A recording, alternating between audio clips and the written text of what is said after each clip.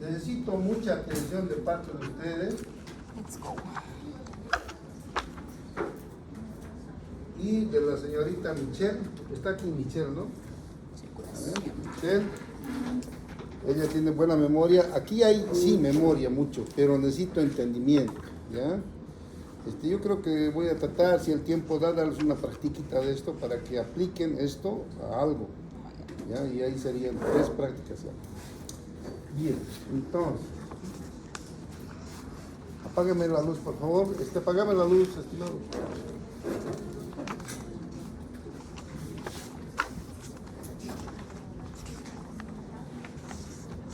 Ya, atiendan por favor, fíjense, esta es la circulación.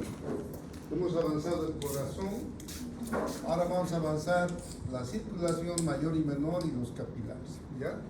Entonces, ¿para qué sirve la circulación general? Para transportar los nutrientes, oxígenos, hormonas a los tejidos y también para eliminar los detritos que tiene el cuerpo, ¿no es cierto? Entonces, los detritos lo elimina también por la circulación al riñón. Ahora, nosotros en fisiología vamos a avanzar la velocidad del flujo sanguíneo, gasto cardíaco, presión arterial, cuándo varía la presión, por qué varía la presión, por qué se ajusta, por qué desajusta, todo es relacionado a la funcionalidad del sistema circulatorio, ¿ya? Entonces eso vamos a hacer entre hoy y mañana, miércoles, y la próxima semana terminamos con inmunidad, grupos sanguíneos y ahí quedaría la parte de... Entonces, cualquier pregunta, levanten la mano. Prácticamente esto es entender y memorizar.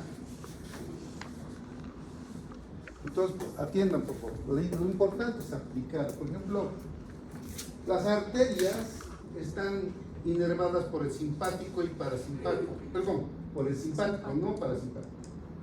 Y las arteriolas también están inervadas. Hasta el esfínter precapilar, pero los capilares no están inervados. Solamente la inervación simpática viene hasta el esfínter precapilar. Ahora, la sangre viene de las arterias, arteriolas, hasta previo a los capilares, y luego de eso distribuye la sangre, fíjense, a los capilares para recoger las vénulas. Cuando el cuerpo necesita, prácticamente se cierran los capilares.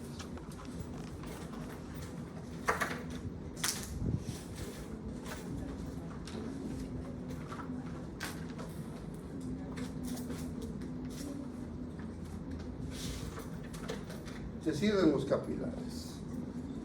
Entonces, si se cierran los capilares, ¿a dónde creen? Porque la sangre sigue circulando. La sangre ya no entra, se tapó ahí. Entonces, ¿dónde irá? ¿Ah? Se va a salir. Esto tiene una colateral, ¿no? A la circulación general, a las vénulas. Aquí están las vénulas que reciben de los capilares aquí, ¿ya? Pero también tiene sus colaterales a las arteriolas, que normalmente están cesadas. Están cesadas todo el tiempo. Pero cuando esto se cierra, se abre en esto y pasa directamente a la circulación venular. En la vénula aumenta el volumen y eso aumenta la circulación efectiva que tiene el cuerpo. Eso es necesidad. Por ejemplo, ¿por qué sirve la vasoconstricción periférica? ¿Para qué sirve la vasoconstricción periférica? Hemos avanzado algo en gasto. Sí. Cuando hay vasoconstricción periférica es cuando el corazón y el cerebro necesitan más oxígeno, más nutrientes. Entonces, la piel importa poco, ¿entienden? El intestino importa poco. Lo que importa es el corazón, el cerebro y el riñón. Entonces, ahí se desvía la sangre.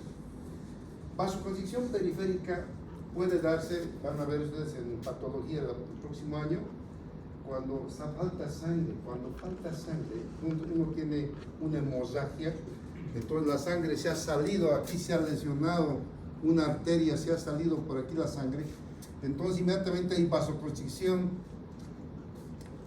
de todas las arterias, pero se cierran los esfínteres, y esto tiene una gran capa, todo, habíamos visto un dibujo, no sé si aquí tengo, los esfínteres están en toda la piel.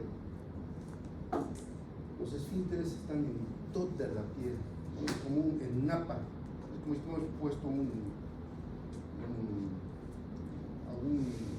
una vestimenta, pero de pura arteriola, pura capilares, así, todo está puro capilar. El intestino también puro capilar. Entonces imagínense, hay cualquier cantidad de sangre que directamente pasa de las arterias a las vénulas y ya no hay más, en los capilares ya no hay más. ¿Qué se realiza en los capilares? ¿Para qué sirven los capilares? Para intercambiar el sangre oxigenada. Hemos visto ya una primera clase, el intercambio de oxígeno, CO2, ¿no? Ahí deja la sangre glucosa, aminoácidos, minerales y se coge que urea, creatinina, todo lo que es desecho para el intercambio. Entonces, en ese momento de, digamos, de una hemorragia, importa poco el intercambio. La piel que sufra de hipoxia, del intestino, no importa. Lo que importa es que el corazón, el cerebro y el riñón funcionen. Entonces, uno, cuando pierde sangre, lo van a ver pálido, ¿lo ven? Pierde sangre y lo ven pálido. Y ausculta del corazón está apurándose porque el poquito cantidad de sangre que gracias a este cortocircuito llega a la vénula, está circulando a todo lado porque no tiene sangre, ha perdido sangre. Y eso van a aparecer siempre en cualquier pérdida de sangre.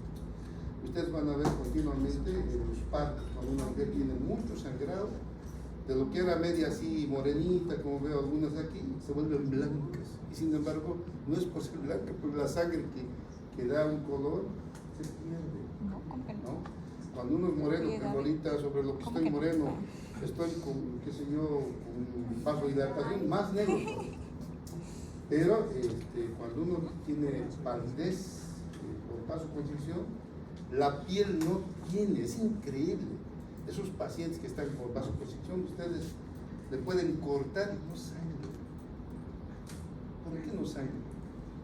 Porque están cerrados. Si le corta a ese paciente que está con vasoconstricción, no sangra. ¿Por qué no sangra? Porque no hay sangre, porque está contraído. Porque todo está cerrado. Todo está cerrado. Todo el No hay sistema un capilar espacio, está ¿no? cerrado y como la piel Sangre, es abriendo. capilar, entonces ya no sangra. ¿Me entienden? Entonces hay una vasoconstricción y después de que uno se relaja, se empieza a salir sangre encima. Eso vamos a ver. Pero quiero que entiendan eso. Para eso es esto. Aquí no es de memoria, tenemos el esfínter, todo es aplicado. ¿Me entienden? Entonces, aquí estoy explicando, ¿no? Que las arteriolas se convierten en metaarteriolas aquí, y las metaarteriolas son las que forman el esfínter precapilar. El esfínter precapilar controla la sangre. ¿Cuándo? Cuando este tejido está funcionando. Aquí están las células que realizan una función, por decir, digieren o en el hígado están formando, qué sé yo, ¿no? Metabolismo. Ahí están las células. Entonces viene la sangre, distribuye la sangre aquí y funcionan bien. Pero cuando hay una emergencia y se pierde sangre, entonces si es de eso, lo siento mucho, todas estas células van a sufrir hipoxia.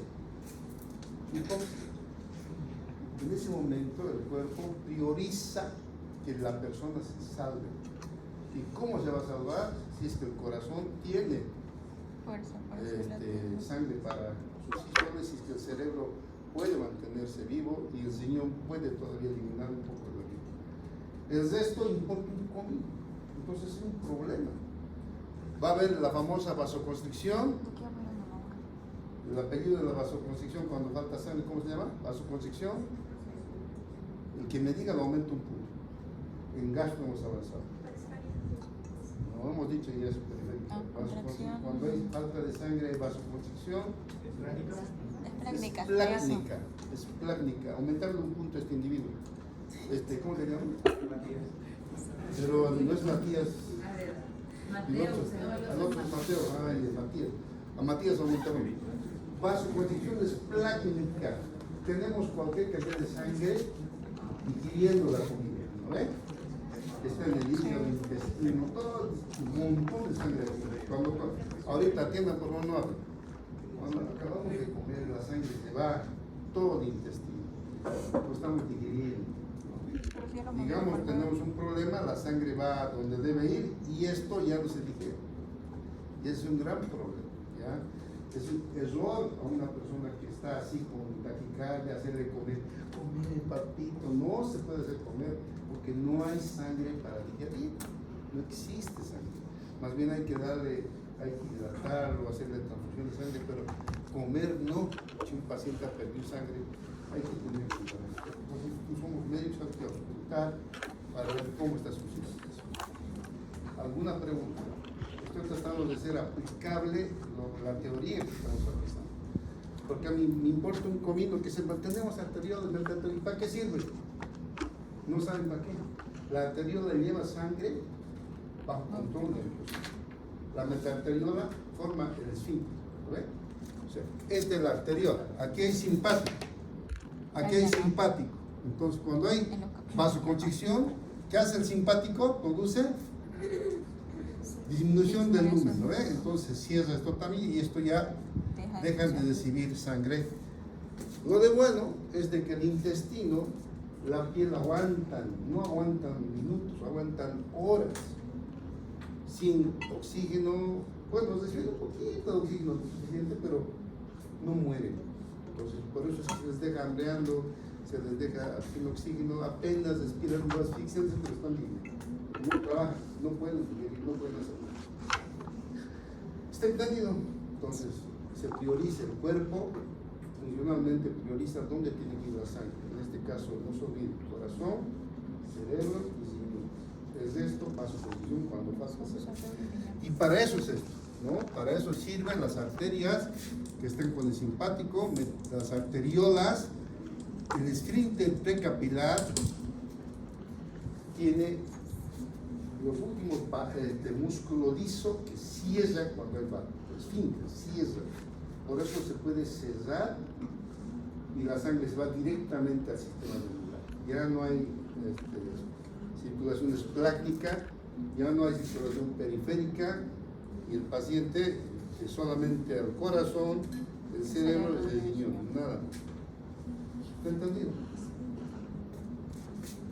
Por lo demás, vamos a ver ahorita el grosor. Fíjense, las arteriolas tienen, precisamente porque tienen que contraer, pues relajarse, tiene músculo liso, ¿no es cierto? Bien notorio.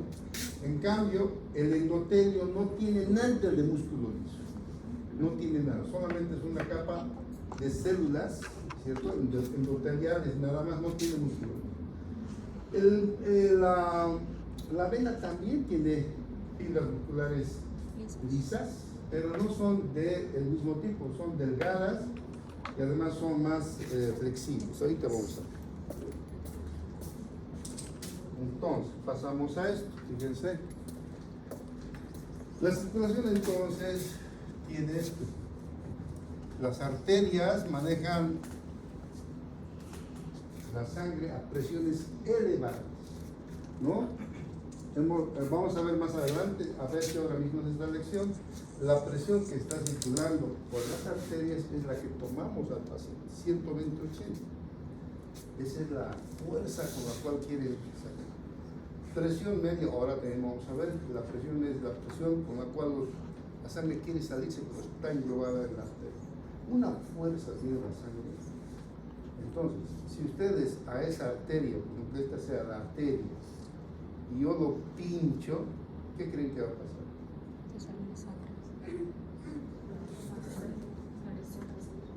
Va a salir como si fuera un chisguete, ¿no es cierto? Antes había, ahora creo que no hay.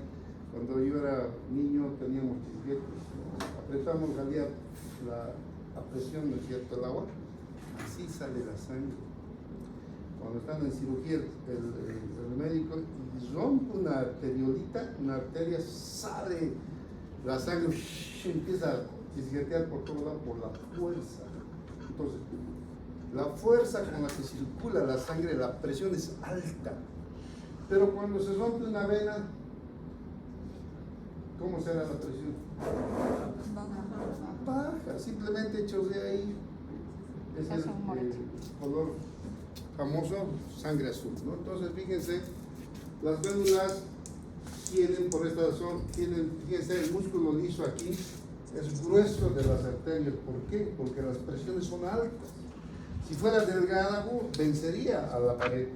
pero tiene una pared gruesa para que la presión pueda mantenerse. Y aquí la presión también tiene, digamos, en la vena tiene igual su músculo liso, pero las presiones son mucho menores. Entonces, fíjense, se infla como un globo, las venas aumentan, tienen presión, pero no tanto como la circulación. En la circulación tenemos 93 de presión media, eso vamos a ver ahorita. En cambio, el sistema venoso puede aumentar debido a que es laxo su pared, tiene músculo que puede contraerse, pero normalmente está relajadito.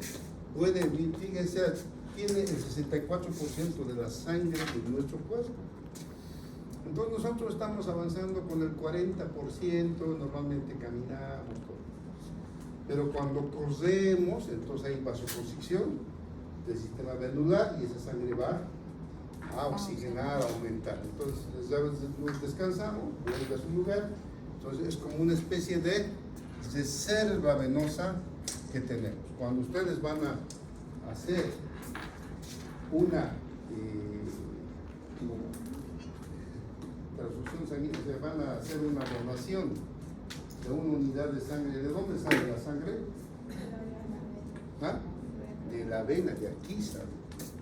Aquí sacamos, no tocamos el sistema, aquí sacamos. Y ahí relajan, por si nosotros siempre donamos 500 mililitros, nunca un litro. Porque nosotros tenemos ahí, fíjense, el 20% podemos solventar. ¿Cuánto es la circulación de sangre total? 5 litros. ¿Cuánto será el 20%? ¿El 20%? 500 No. ml. 1 litro, 20. Un litro. Entonces, podemos dar fácilmente 500. Por eso es que una persona adulta puede dar 500 fácilmente, no le altera su circulación. Un momentito está ahí para que la sangre se acomode y vuelve a su normal actividad. ¿Ya? Tenemos esto en virtud a esa capacidad, eso se llama capacitancia venosa, ¿no? O sea, el aumento del volumen de sangre en un vaso sin que ocurra un gran cambio en la presión. Entonces se llama capacitancia. La capacitancia venosa es alta, fíjense, tiene el 64% de la sangre, y de eso tenemos en el hígado 600 mililitros, en las venas abdominales 300 mililitros, en los plexos venosos de la piel 100, o sea, más o menos por 150%. Entonces tienen cualquier cantidad de sangre que están ahí como depósito. Por eso que cuando hay vasoconstricción esplácnica, todo esto, el hígado, abdominal, el vaso, todo se exprime, se va a la circulación para que podamos responder a la. ¿Ya? ¿Está bien? ¿Alguna pregunta? Ya. Entonces eso es, vamos a avanzar.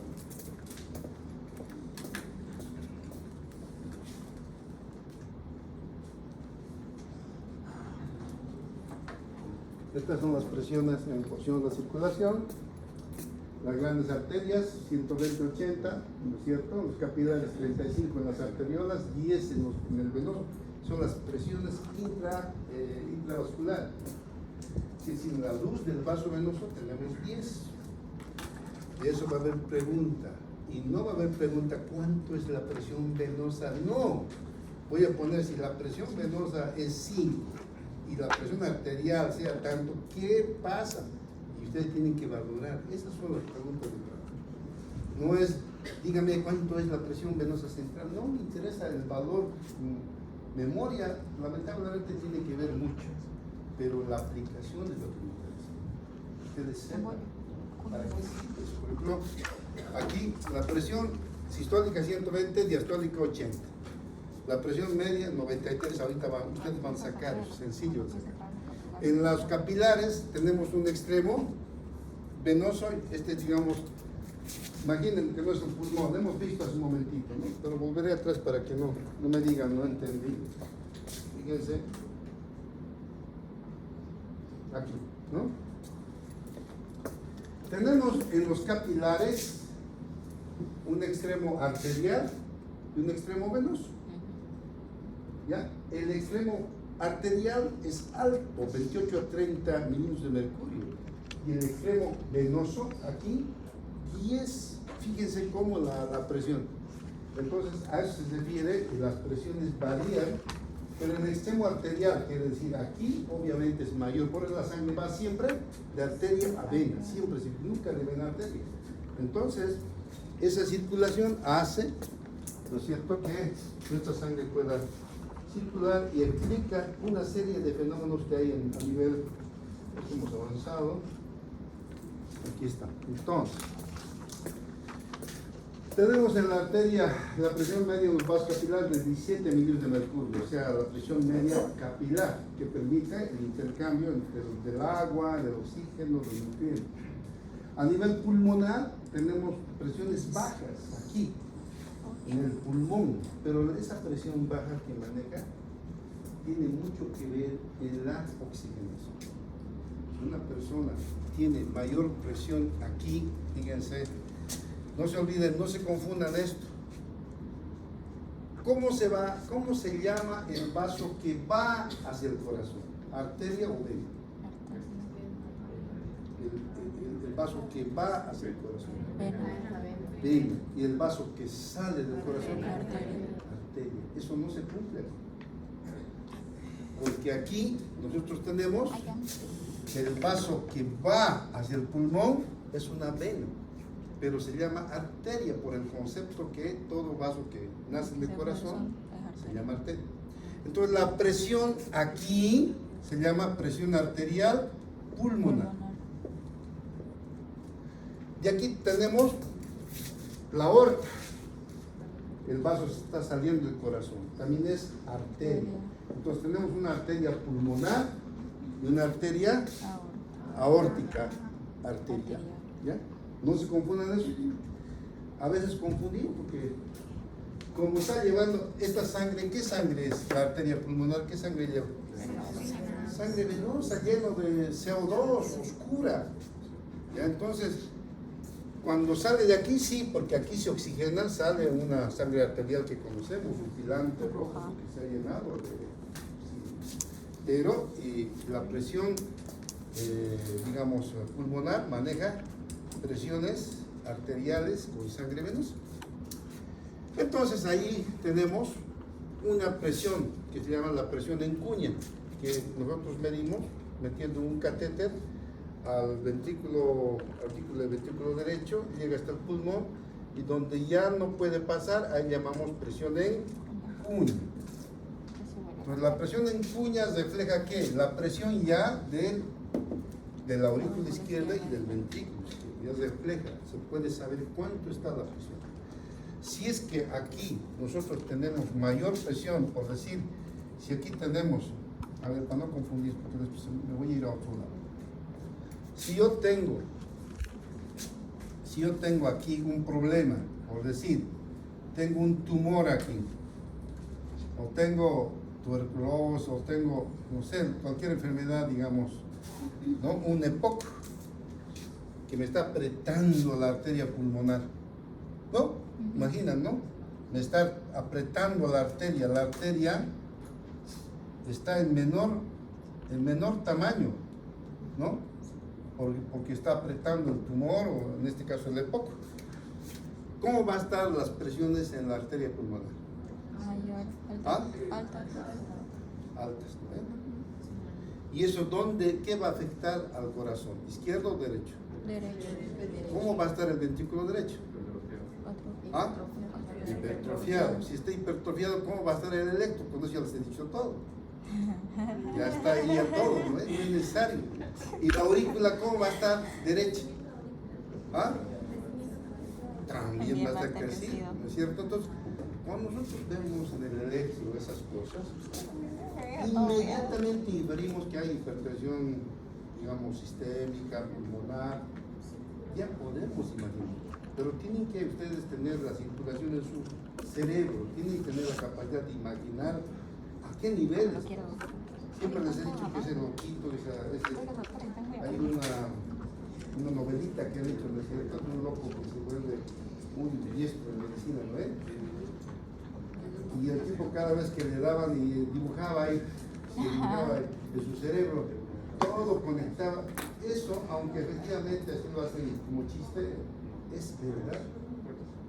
porque yo ahorita estoy tratando de que los residentes, por ejemplo, tengan esa cultura. Los residentes salen pues de otras universidades, están truchas, no saben criterio, no tienen. Entonces estoy tratando de que imaginen por qué, imaginen dónde, por qué. Tienen que imaginar por qué, no es simplemente memoria.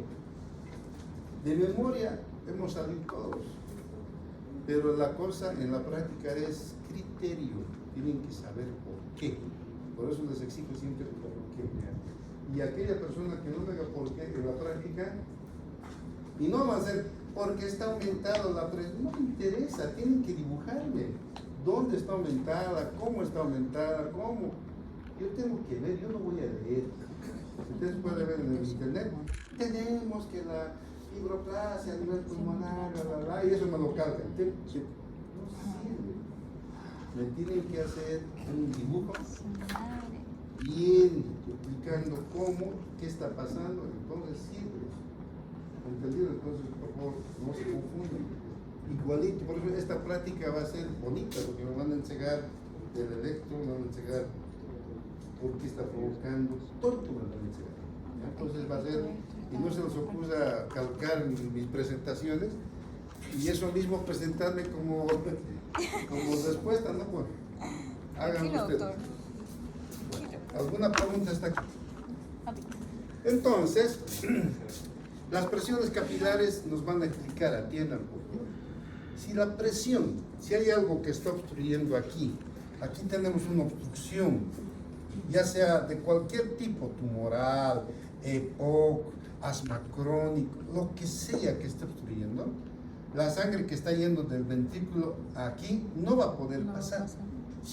Entonces, si no pasa, ¿qué va a pasar? Va a volver hacia atrás, va a hacer una rémora. Y el ventrículo va a tener que contraer con mayor fuerza. Pero al contraer con mayor fuerza, no va a poder vencer, entonces esto también va a aumentar. Y hacia allá también se va a ir. O sea, todo viene una repercusión, ¿no? La repercusión va hacia arriba y hacia abajo. Hacia arriba, ¿qué van a ver? Las venas del cuello. Ustedes ven el paciente, está, no puede respirar, la uno toca así, unas venotas así. Y hacia abajo, ¿qué va a provocar? Si no puede pasar la sangre, ¿qué va a provocar hacia abajo? ¿Ah? El que me diga de momento un poco. Bueno, varices, el abdomen, algo que todo el mundo sabe. ¿Qué va a provocar? ¿Qué va a provocar? ¿Dónde está Farid? Este individuo se falta la práctica por no empelotarse. Tenía miedo de no puede, y el pobre va a tener que pagar las consecuencias. O Mateo, ¿no? Se lo está confundiendo con Mateo. A ver, responda a ver por alguien. A ver, sí. ¿Ah?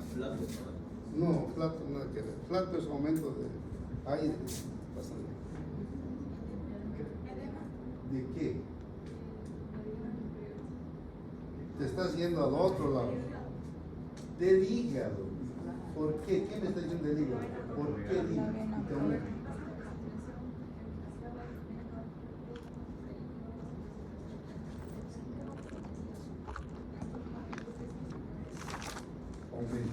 ¿Qué es el hígado? Por favor, atiendan. ¿Qué es el hígado? El hígado, si hemos visto anteriormente, es como una esponja de carne.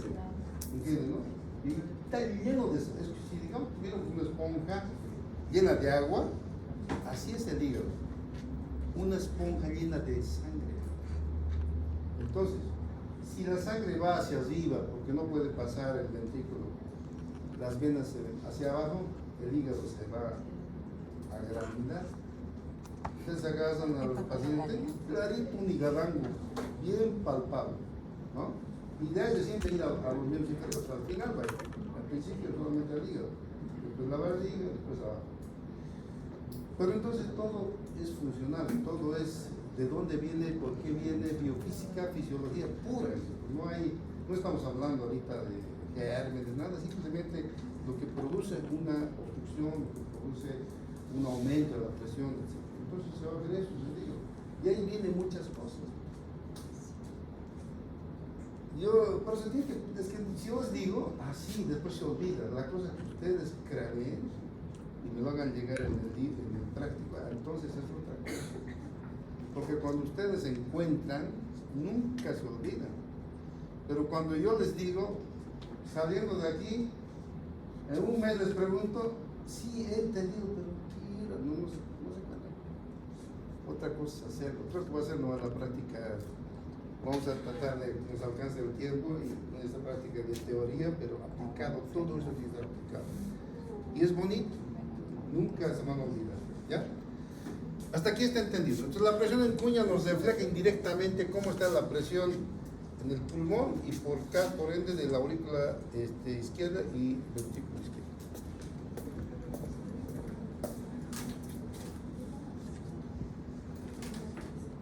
Siempre a veces olvidamos eso. Si es que la presión, como estamos nosotros, somos personas, ¿no es cierto? El corazón tiene una distribución del corazón, va por todas partes y vuelve al corazón. Parecería que la presión es similar a lo que no es así. Es más o menos así, fíjense. El corazón está aquí, presiones altas. Va bajando la presión a medida que pasa hasta que llega a 0. Si no fuera eso, no habría circulación. Si la presión aquí fuera más, no podría ser, tiene que llegar a 0. Entonces, la presión empieza con 93, en un promedio, la presión media, ¿no? No es promedio, es presión media. Viene, y fíjense cómo, la aorta tiene 120/80, que se mantiene en las arterias humeral y demás, 120/80. Va bajando aquí y un poquito menos, ¿no? En las arterias pequeñas. Arteriola sigue teniendo más de 60, ¿no? Y luego fíjense cómo baja en los capilares arteriales, baja 30, y luego en las venas, hasta que llega, fíjense, a las venas cavas, ¿cuánto es? 0. Por eso es que circula, porque la presión mayor, o sea, el empuje va a hacer que la sangre vuelva. Ahora, aquí no pueden imaginar, ¿no? Claro, la presión 0. Pero entonces, si digamos, este es el pie, ¿no? Y la presión es 0 ya a este nivel. ¿Por qué hay edema? Porque el edema tiene que ser porque hay mayor presión, ¿no? Y ahí se confunden. Nosotros hemos hecho una práctica con ustedes, creo, no me acuerdo. Sí. Entonces, lo que pasa es que la vena va subiendo. Y claro, aquí la presión, como tenemos nosotros la presión barométrica, ya fisiológica, el libro, los fisiólogos lo han tomado ya sabemos los niveles de presión. Pero fíjense, cuando está echadito, llega a ser aquello, ¿no? Entre 0 y 10 nada más. Pero se pone de pie, entonces aumenta la presión. Cuando esa presión aumenta demasiado, al subir, tiene que pelear contra la presión barométrica. Por otra parte, está habiendo bueno, me estoy yendo a otra parte, ya la otra vez hemos avanzado, nos vimos a otro lado, pero con esto se explica. Sí, voy a tener que explicar todo, si no, tiene que ver aquí como desde presión 93 hasta, fíjense, las aurículas, perdón, en las venas cavas, 0. De ahí sube un poquito en la pulmonar y baja hasta las venas. Entonces esto siempre se va a cumplir, ¿ya? ¿Qué duda tienen de esto? Creo que está sencillo entender esto, ¿no? Es más o menos como este.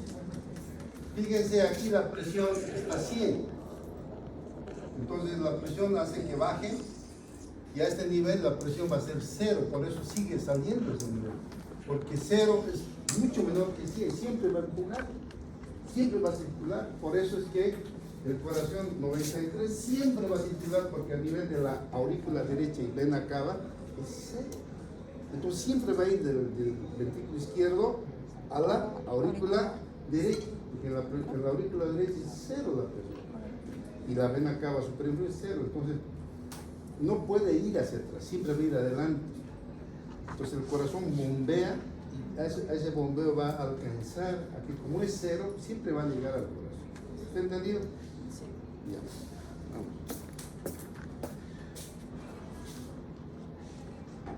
vamos a ver la presión sanguínea.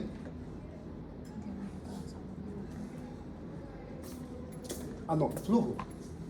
Es la cantidad de sangre que atraviesa un punto dado en un tiempo determinado.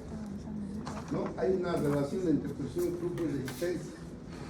Fíjense, tenemos nosotros la presión es la fuerza de empuje de la sangre. ¿Por qué estoy escuchando gente? ¿Falta o está atrasado? Falta, todavía falta. Falta media hora. Está cerrado. Ya, entonces, si aquí la presión es mayor, va a ir a este lado. Pero el vaso tiene un piso por el cual la sangre tiene que pasar. Es muy diferente que pasase por el aire, sería fácil, ¿no? Por eso el volar es más rápido. Ir por el piso es como arrastrar. Hay una resistencia que uno tiene que vencer, ¿no? ¿Cuántas veces han visto ustedes una persona está ebria y uno quiere llevarle a su cama? Tiene que vencer la resistencia del piso. Pero si hubiera alguien que lo alza, más sencillo va, no hay la resistencia. La resistencia es la fricción del piso. El piso no deja pasar, entonces tiene que raspar el piso. Entonces el vaso tiene un piso en el cual la sangre sí o sí tiene que atravesar. Esa es la resistencia del vaso. Entonces el flujo va a ser, cuanto menos sea la resistencia, mayor flujo va a haber.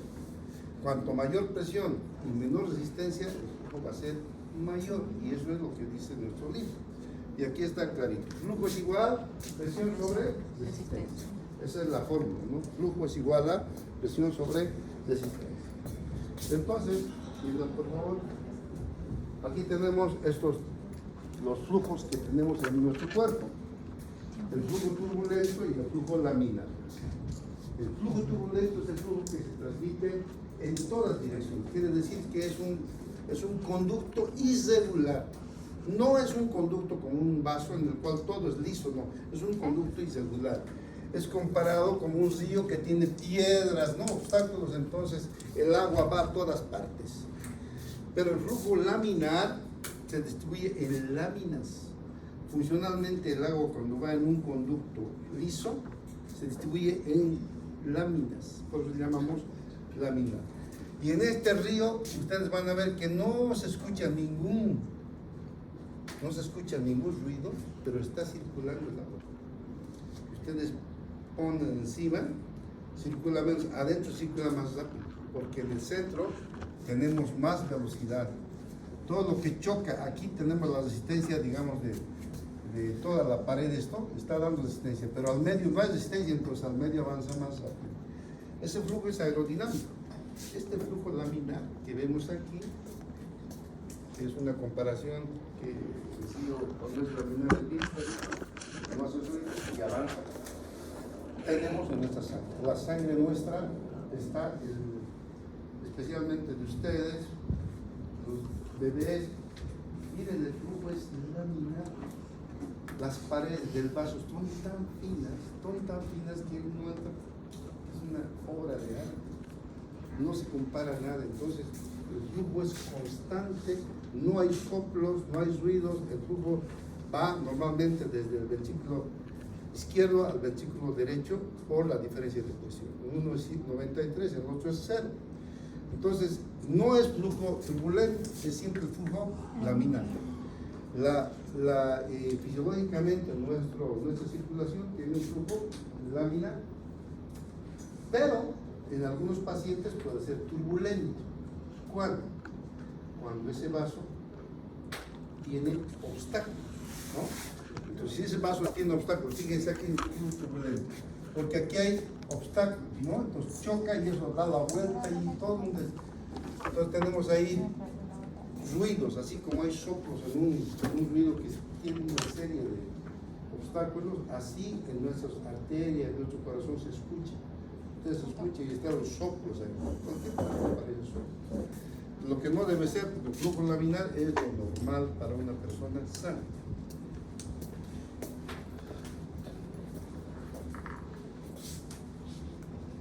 La presión sanguínea.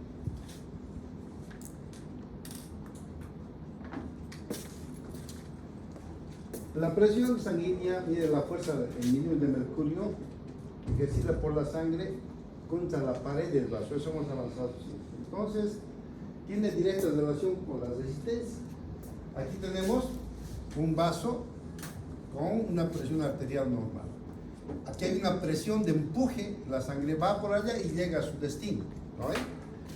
Y el vaso tiene una resistencia. Pero si ese vaso, de lo que estaba así, se achica, va a tener mayor o menor resistencia. Más resistencia porque es más pequeño el vaso, ¿no es cierto? El radio es menor, la sangre se aprieta porque es la misma cantidad. Aquí circula 5 litros y aquí también 5. ¿Cuál es la diferencia? Aquí es normal la presión, 120-80, y aquí es ¿cuánto? 180-40, por decir, perdón, 180-120. ¿Qué ha pasado? Ha aumentado la presión, ¿virtud de qué? A que ha habido una contracción de la musculatura, y entonces la misma cantidad de sangre al pasar va a provocar un empuje mayor. O sea, en una palabra, estamos metiendo sangre a la fuerza. El corazón tiene que contraer más fuerza para poder circular esa cantidad de sangre. Hay vasoconstricción. Entonces, ¿eso qué va a dar? Una presión aumentada. Aquí, fíjense, cuando hay vasoconstricción, la presión aumenta, ¿no? Por detrás de la vasoconstricción va a aumentar la presión. Entonces, nosotros tenemos, cuando hay hipertensión arterial, ¿qué hacemos? ¿Qué tiene nuestro medicamento? Dilatamos. ¿Cómo dilatamos? ¿El medicamento qué hace? ¿Qué hace el vasodilatador? Relaja ¿qué? El músculo liso. ¿Qué está contrayendo? Es el músculo liso. El proceso se relaja. ¿Y la presión? Y por eso, y eso ustedes es sencillo, es lo más sencillo que hay. La hipertensión arterial coloca en vena y el paciente se normaliza su presión, ¿ya? Ahora, ¿qué es el hematocrito? Aquí estoy mencionando el hematocrito, que da la viscosidad de la sangre. El hematocrito es el porcentaje de las células en la sangre y el resto es plasma. Si nosotros centrifugamos una cantidad de sangre, vamos a ver una parte oscura hacia abajo, que es los glóbulos rojos, y el resto es plasma.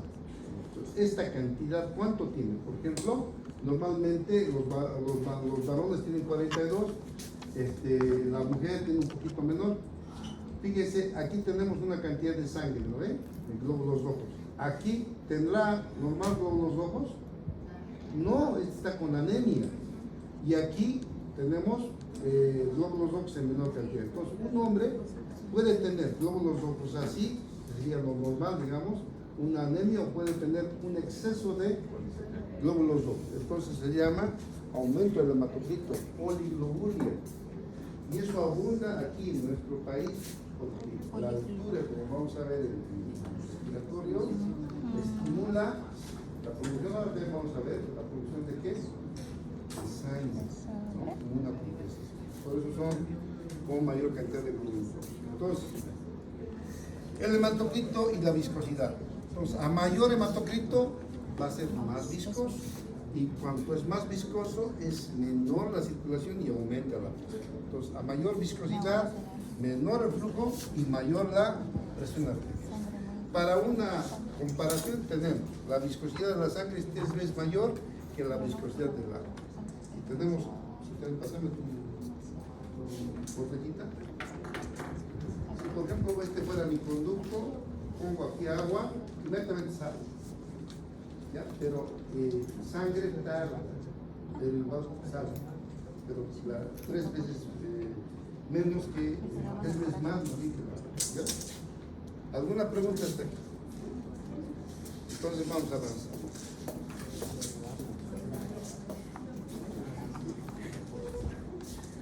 Aquí está la famosa presión arterial media. La presión arterial media no es el promedio en la presión sistólica y diastólica, ¿no? Y eso es lo que a veces, cuando yo estaba con ustedes, sacábamos el promedio, 120 sistólica y 80 diastólica, pero no es la presión media el promedio entre sistólica y diastólica. La presión arterial media es la medición de la presión arterial realizada milisegundo a milisegundo durante el ciclo cardíaco.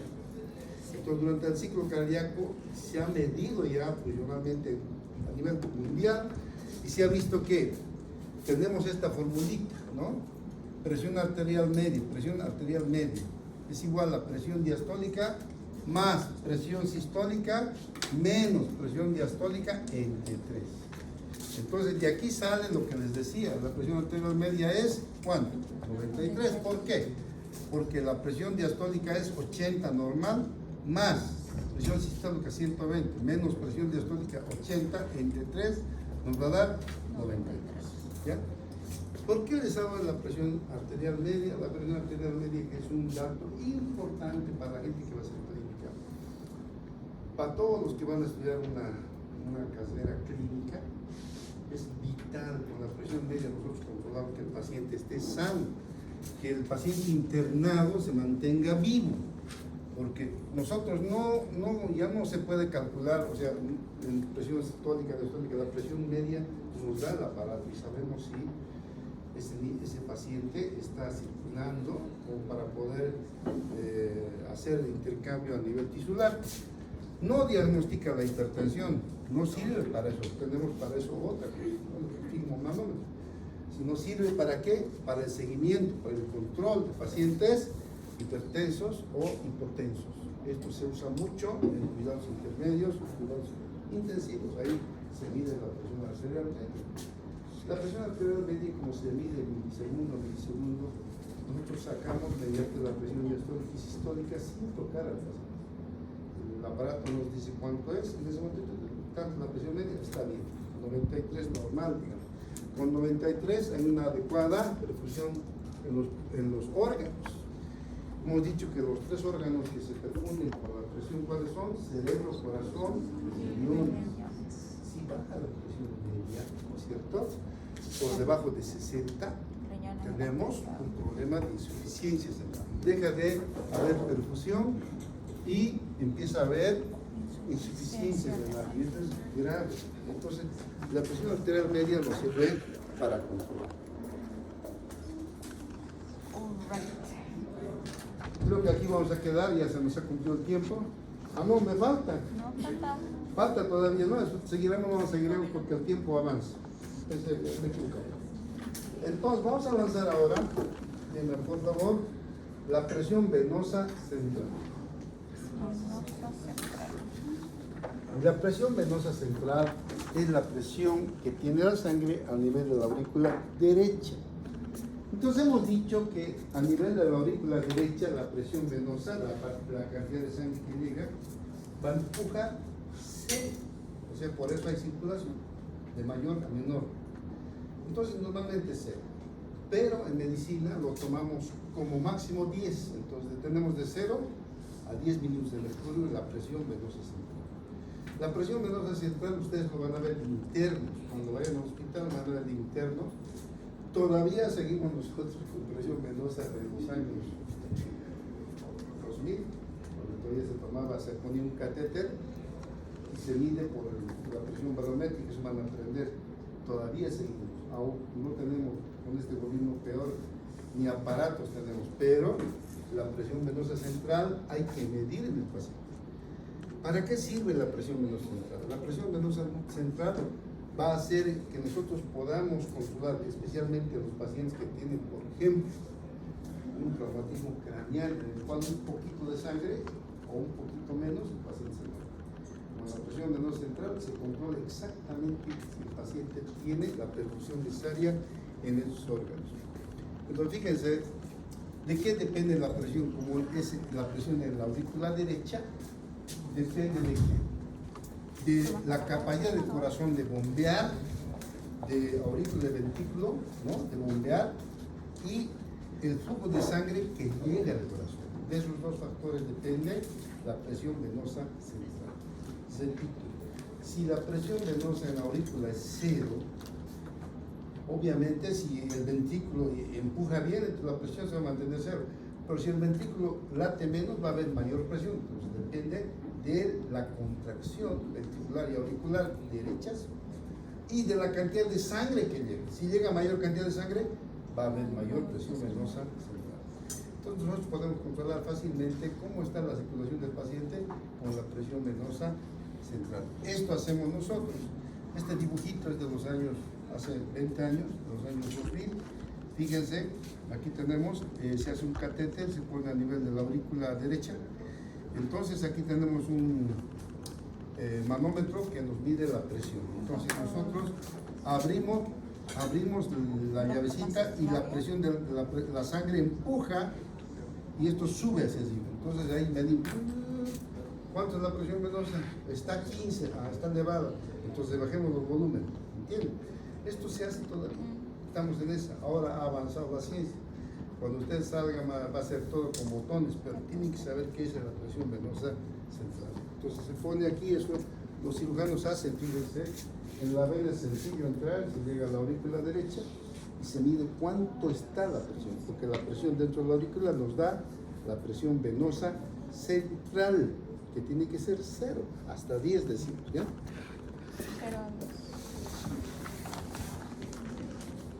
Vamos a ver el control local del flujo sanguíneo. Tenemos para el flujo sanguíneo controles para el control local. ¿Qué quiere decir? Lo que se va a irrigar en un lugar específico del cuerpo. Entonces, tenemos mecanismos de control a corto plazo y a largo plazo.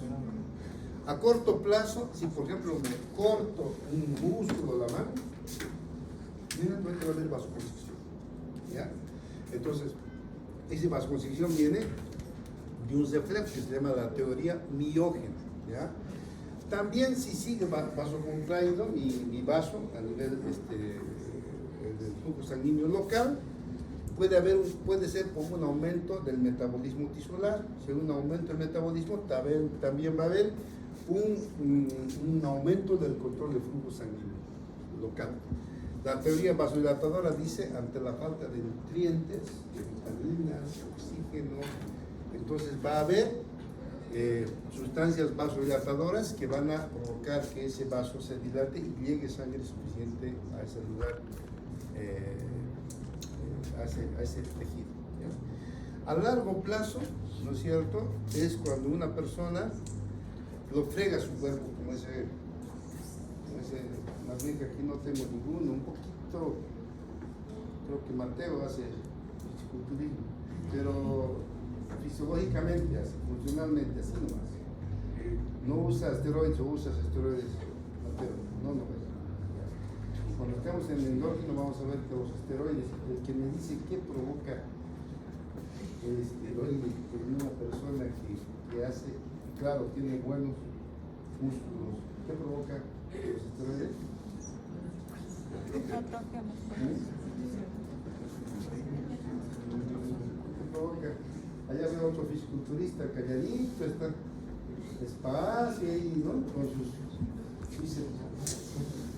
¿Qué provoca los esteroides cuando uno quiere aumentar de músculo y se coloca? ¿Un poquito más fuerte? Sí, pero el resultado, cuando uno se coloca, no, esteroides, los corticoides, no es testosterona. No, vas a revisar.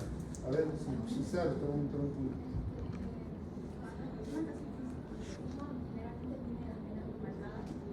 No, eso es ahorita vamos a ver. Dime, acá Matías sabe porque se ha cuidado y no ha caído en eso. Ya, y eso produce. Cuando dejé de ducharse, tu nivel de hormona va a estar bajo porque va a No, casi te pongo ahorita un punto. Bueno, vamos a ver el endocrino, les adelanto. ¿No? Estabas viendo bien, pero ya te sigo otro lado. ¿Cuándo no uso esteroides? Por eso los chicos de aquí, los fisiólogos que eran fisiculturistas, nunca más han colgado. Provoca impotencia. Y claro, tiene que ver lo que él dice, ¿no? O sea, altera sistema hormonal, entonces impotencia, los hombres ya no funcionan ya, claro, buenos todos, pero no funcionan. Entonces, pues, estos individuos ahorita impotentes, darles un tiro en la cabeza. Le digo impotente ahorita a cualquiera, se va a volver un tiro, porque dices algo que no podemos nosotros los hombres, ¿no?, tolerar. Ya, entonces ese es el control a corto plazo. A largo plazo, entonces, perdón, estamos en el largo plazo, cuando una persona está normal, pero empieza a hacer ejercicio, ¿qué es lo que pasa? Aumenta los músculos, ¿no ves? Hipertrofia.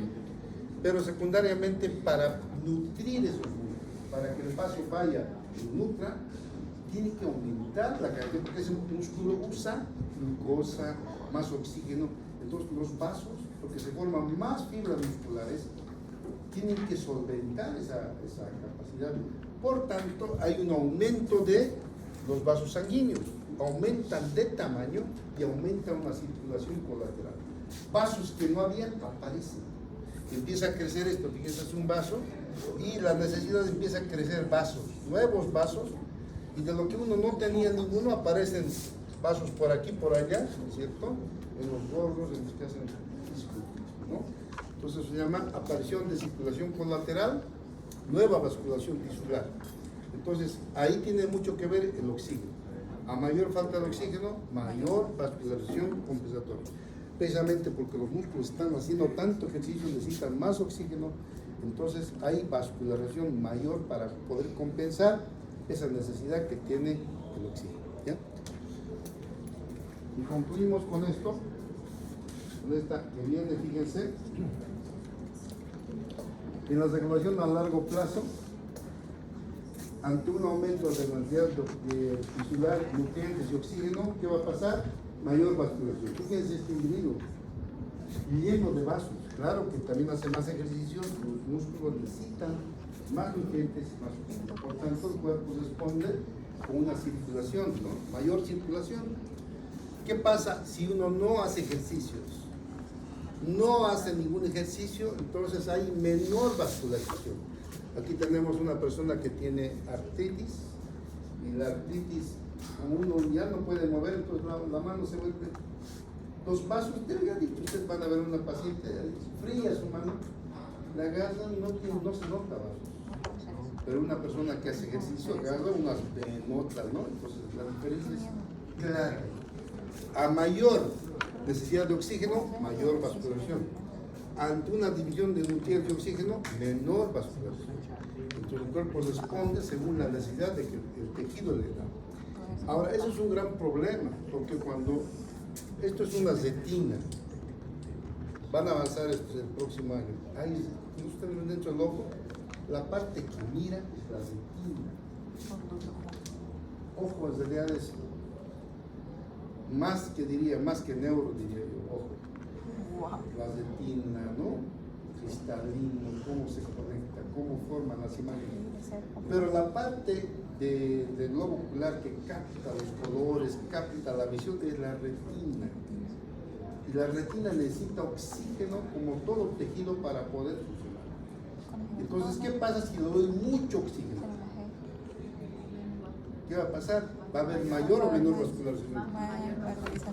Entonces, fíjense, a mayor falta de oxígeno, mayor vascularización. A mayor concentración de oxígeno, menor vascularización. Entonces, estos niños, y eso pasa con los niños frecuentemente, cuando un niño nace prematuro, le falta aire para vivir, ¿no? Hay que darle oxígeno. Entonces le dan oxígeno, el bebé vive. Le ponen una incubadora, está lleno de oxígeno, vive el bebé. Pero ¿qué pasa? Como tiene mayor oferta de oxígeno, hay menor vascularización. La retina desarrolla unos pelos de vascularización y el niño crece. Cuando se saca de la incubadora, ya no hay oxígeno, se atrofia la retina, quedan ciegos para siempre. Eso es, vamos a pasar un poquito en eso que veremos hoy. Y hemos avanzado un poquito.